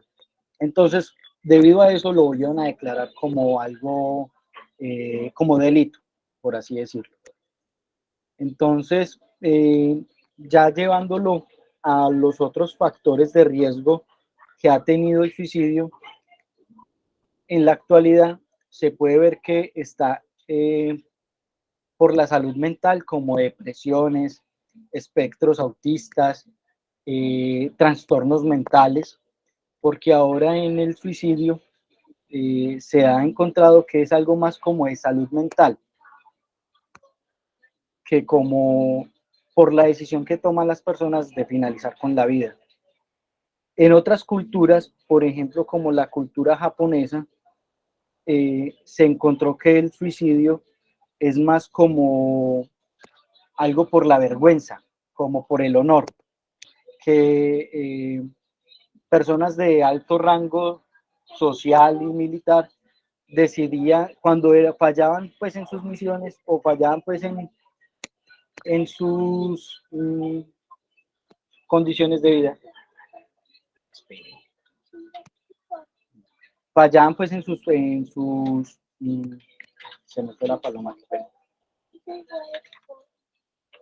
Por el tema del honor.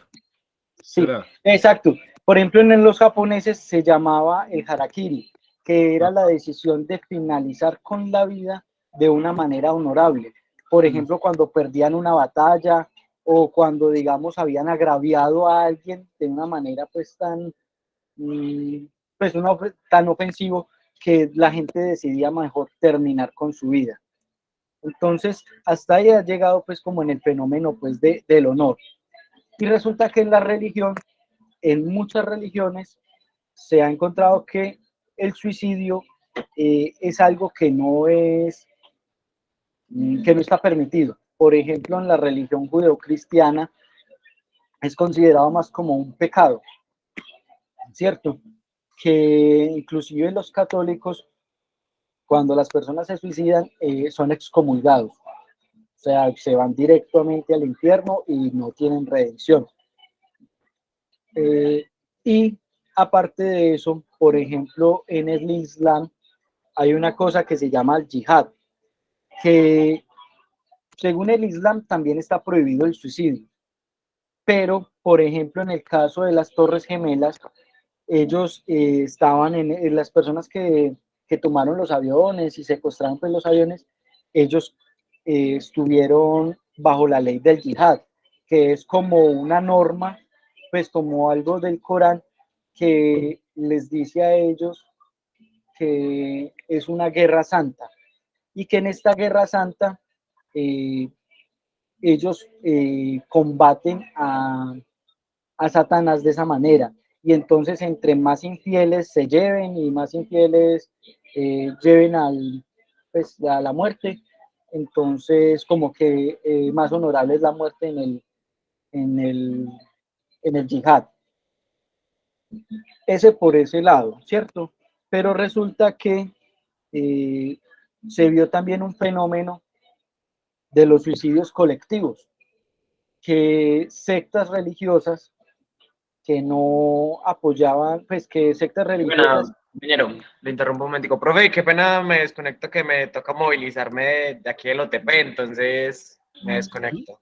No te preocupes, dale, no hay problema. Continuamos. Claro. Entonces resulta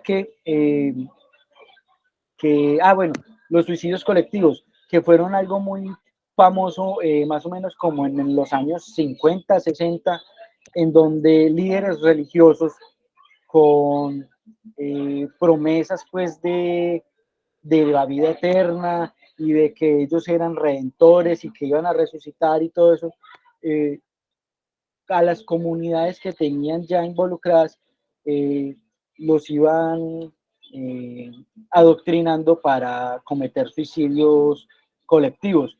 En lo que pasaba algo muy curioso era que la mayoría de veces los líderes religiosos no se morían, pues no tomaban el veneno en ese momento para irse con sus integrantes, sino que ellos pues no tomaban nada. Entonces, eso también se vio en ese aspecto. Básicamente, el suicidio ahora es ya más un problema de salud pública, porque resulta que de salud pública, porque resulta que es más como por motivos de depresión, por crisis económicas, por de pronto acosos escolares, que se ha visto mucho que niños por bullying deciden terminar su vida.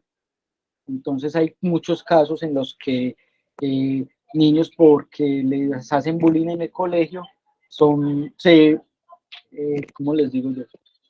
Reciben todo ese bullying y simplemente deciden acabar con su vida porque les da miedo confesar, porque les da miedo contar en las casas. Entonces es eso. También por abuso sexual, hemos visto que hay muchas personas que han decidido terminar su vida porque fueron sometidos pues a abusos sexuales. La verdad es algo más como del carácter y el criterio de las personas, porque sí hemos sabido pues que hay personas que han sido sometidas a abuso sexual, pero que han superado eso y deciden acabar con su vida. Y también acerca de eso encontré que resulta que las personas que han intentado acabar con su vida, pero que no lo lograron, por ejemplo, el caso de que hay muchas personas que intentan tirarse de un viaducto, de un puente, y son rescatados en el instante, ellos superan el trauma y es muy rara la vez que una persona intente reincidir en un suicidio. Entonces, pues eso es todo básicamente. No sé si de pronto algún compañero tenga algo que aportar o debatir. Vale, muchas gracias, John Fernando. ¿Y cómo se llama la nena? Margarita. Margarita. Venga, Margarita. Que ha estado aquí en la clase muy atenta. Margarita, ¿cómo estás? Estuvo juiciosa todo el rato hasta que me tocó hablar. Hola. Sí, emoción de ternura también. Hola, Margarita, ¿cómo estás? Bueno, no, para digamos, como ir terminando también el espacio, aunque seguramente lo vayamos a abordar. Importante lo que tú dices, el tema de que el suicidio no es una situación pues como particular, sino que hay muchos contextos. Te agrego una, por ejemplo, que no es muy nombrada, y resulta que en el marco de la colonización española, de la conquista española, el índice de suicidios de los pueblos indígenas fue altísimo. O sea, muchos indígenas, para no someterse a la esclavitud de los españoles en las encomiendas, tenían en el suicidio una opción. Habían dos opciones, el alcoholismo y el suicidio, que era como una forma de negarse a ser, digamos, como explotados por los españoles. Entonces fue, por ejemplo, ahí el suicidio tiene un acto político enorme, lo mismo que lo hablabas tal vez un poco con el tema de Oriente en Japón y con el tema de la yihad en el Islam, que de eso hay varias categorías. Creo que el tema del concepto de yihad lo podríamos profundizar. El yihad traduce literalmente esfuerzo. Sí, pero varios conceptos. Sino que ya hay extremistas, los yihadistas que llevaron al extremo la ley y decidieron que la guerra santa era acabar con todas las almas impuras que más pudieran. Entonces, la verdad, pues, por ejemplo, el acto más grande que yo he escuchado o que, pues, que se ha tenido como documentado en esa parte ha sido lo de las Torres Gemelas, porque la verdad fueron más de 600 personas en los solos aviones que se pudieron haber muerto, y sin contar los que mataron pues en las torres y en el Pentágono, pues que en serio fue pues demasiada gente, y creo que ha sido como el acto terrorista más grande que ha habido en este momento. Sí, creo que fueron como 3.000. Por ahí tengo el dato cerca, hace poco lo leí en un libro que te estoy trabajando sobre memoria. Pero no, creo que está bien, lo seguiremos avanzando, además mirando también como las diferentes como causalidades sobre ello. Por ahí tengo también algunas películas que abordan ese tema del suicidio que me interesaría que lo trabajáramos, sobre todo, por ejemplo, en cómo se está viendo en Japón o en Europa. Quiero que veamos esa película del amor sueco y miremos cómo está generando el tema del alto índice de suicidio que se tiene pues allá en los países nórdicos. Pero bueno, de pronto sí.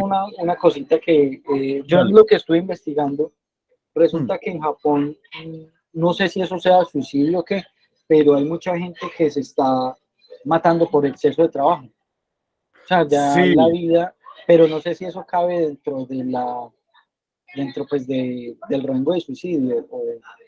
Sí, claro. Por ejemplo, hay otro caso de suicidio en Japón que tiene que ver con el suicidio adolescente. Creo que las tasas más altas de suicidio adolescente del mundo están en Japón y tienen que ver con los exámenes. O sea, digamos, como lo que nosotros conocemos, el ICFES tiene como 3 categorías de exámenes y muchos no pueden con esa carga y terminan suicidándose a los 18, 17 años. De hecho, creo que hay un colombiano que ha trabajado mucho en esa parte, que es Yokoi Kenji, que Sí. creó un tipo de turismo antisuicida, que traía jóvenes japoneses a Colombia a vivir en Ciudad Bolívar, que Ciudad Bolívar pues es un barrio muy peligroso en Bogotá, y se los traía a vivir allá a Ciudad Bolívar y los tiraba un mes, y esos manes cambiaban la vida, la mentalidad y todo, la perspectiva, la mayoría. Sí, mire, para que se den cuenta que lo que creían que eran problemas graves no eran problemas tan graves. Exacto. Bien, muy interesante, lo va a chismear. Bueno, Sí. no, muchas gracias, John Fernando, por la exposición. Son las 8:32. Quedamos pendientes de 5 exposiciones. Entonces, no, la próxima clase las terminamos. No, tuvimos 6 horas, seguramente la próxima clase podamos abordar las que faltan y vamos continuando con esto. Muy, muy agradecido por las exposiciones. Creo que muy buenas investigaciones, además, que se hicieron para ello. Nos estamos viendo, ya los que expusieron pues tienen su nota ahí, y por favor los que faltan también pues preparemos todo para que la próxima clase podamos dejar esto listo y podamos seguir con los temas que nos llaman para las siguientes clases. Entonces, bueno, voy a dejar de grabar y que tengan todos un resto de semana muy agradable. Muchas gracias, profe. Hasta luego. Muchas gracias.